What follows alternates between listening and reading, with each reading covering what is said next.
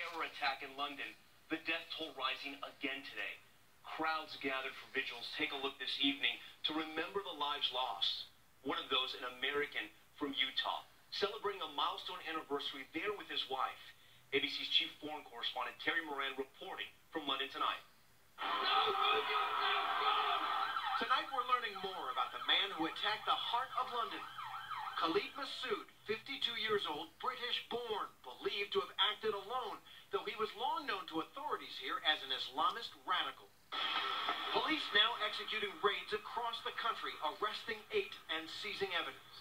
The investigation centering on the city of Birmingham in the north of England, where Masood was living, and ABC's Alex Marquardt is there. This house is Masood's last known address. It was raided overnight by police.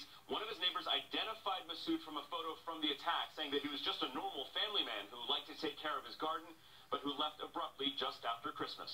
Outside Parliament today, where the rampage happened, forensic technicians on their hands and knees, painstakingly searching for evidence. London was a city defiant. Parliament was in session. The Westminster Bridge reopened this afternoon. The attacker sped the 800-foot length of this bridge up on the sidewalk much of the time. Look how narrow it is. His SUV would have taken up most of it. He ran over dozens of people, one woman going into the water. That surveillance video shows the car barreling on, crashing into the railings surrounding Parliament. Masood then getting out, armed with 2 knives, charging the main gates, fatally stabbing a police officer, and finally shot down himself as he tried to attack other officers. The murdered police officer, 48-year-old Keith Palmer, married and the father of a 5-year-old girl. Also killed, Aisha Fraid, a British mom on her way to pick up her daughters from school. And a 75-year-old man taken off life support tonight. And an American, Kurt Cochran, 54, a musician, visiting London with his wife Melissa. They were celebrating their 25th wedding anniversary, walking along the Westminster Bridge. The only word I could really describe it as is surreal. He did live his dream, and not a lot of people get to do that.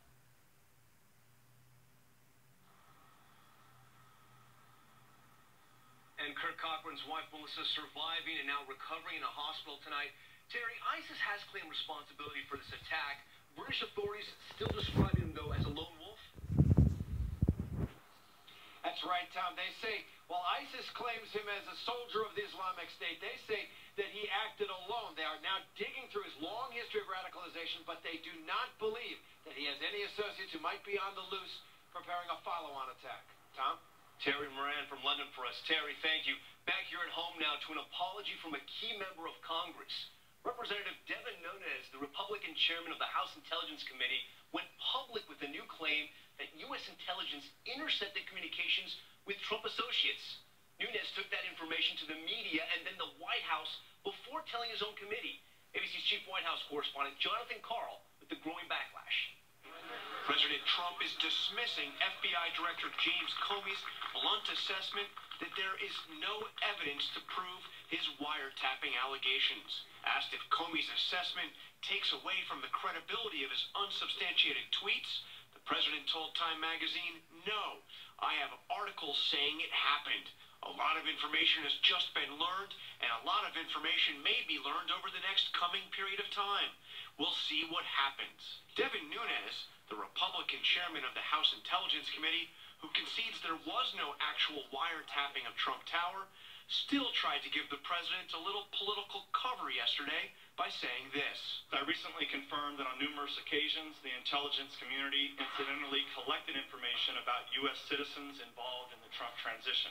Nunes, who is supposed to be leading a bipartisan House investigation into Russian interference into the election, took the extraordinary step of going to the White House yesterday to personally brief the president on information he obtained. He's taken fire for that, including from fellow Republicans. I think it's most appropriate for the committees to work independent of the White House, not next to the White House. In fact, Nunes briefed the White House even before briefing other members of his own committee. Today, he apologized. At the end of the day, sometimes you make the right decision, sometimes you make the wrong one, but you got to stick by the decisions you make. But the top Democrat on the committee questioned whether Nunes is now simply too politically compromised to lead the investigation. We can't have our chair acting as a surrogate for the administration. He has to either have the surrogate role or the chairman role, but he can't do both. And John Carl joining us live now from the White House. And John, tonight, even some Republicans are questioning whether Congressman Nunes is the right man to lead this investigation. Well, Tom, from the beginning, Congressman Nunes faced questions about his independence. He, after all, was on the executive committee of the Trump transition. And now John McCain this morning said that what Nunes' behavior and the behavior of his Democratic counterpart is bizarre and disturbing.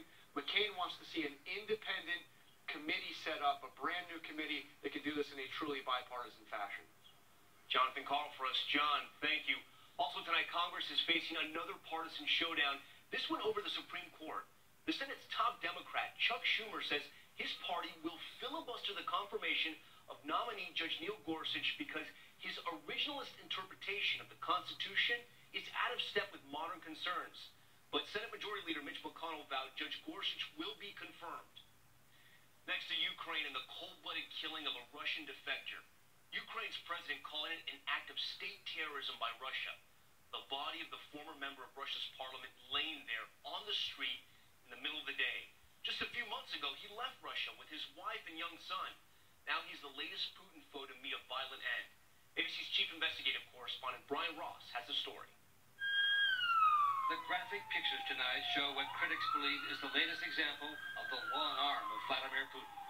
Police surround the body of a former member of the Russian parliament, Denis Voronenkov, shot dead this morning on the streets of the capital city Kiev after defecting to Ukraine and publicly criticizing the Russian president.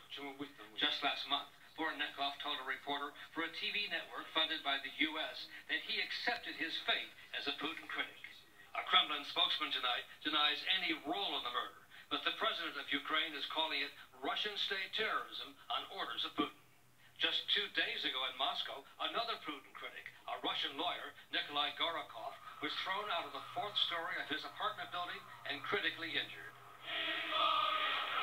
Under the rule of Russian President Putin, more than a dozen critics have been targeted for assassinations. Lawyers, businessmen, journalists. Based on his public comments, none of it has seemed to bother President Donald Trump. Putin's a killer. A lot of killers. We got a lot of killers. Why you think our country's so innocent? Russian opposition leader Boris Nemtsov told me in 2014 that critics of Putin counted on the U.S. to help them stand up to the Russian president. Everybody who are against him must be very careful, be afraid every minute. It's completely impossible for me.